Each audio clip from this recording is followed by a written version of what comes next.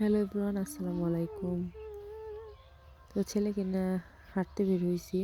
ও এখন হাঁটা শিখছে, শুধু হাঁটতেই চায়, কোলে থাকতে চায় না।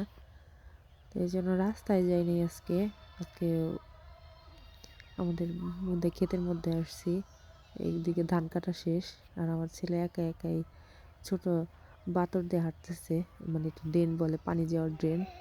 ওই ড্রেনের ভিতর দিয়ে একা একাই হাঁটতেছে। বিকেল টাইম, এই জন্য ভাবলাম যে একটু হাঁটাই নিয়ে আসি। এমনিতে রাস্তায় নিয়ে হাঁটাই।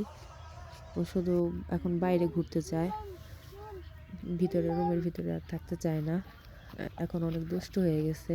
তো যে একাই ও আমাকে ধরার জন্য একাই আসতেছে, আর আমি শুধু পিছিয়ে যাইতেছি। মানে পড়ে যাইতে চায়, শরীরের ঠিক রাখতে পারে না, অসুস্থ। একটু যদি সুস্থ থাকে, 2-3 দিন সুস্থ থাকে, তারপর আবার অসুস্থ হয়ে যায়। তো সবাই দোয়া করে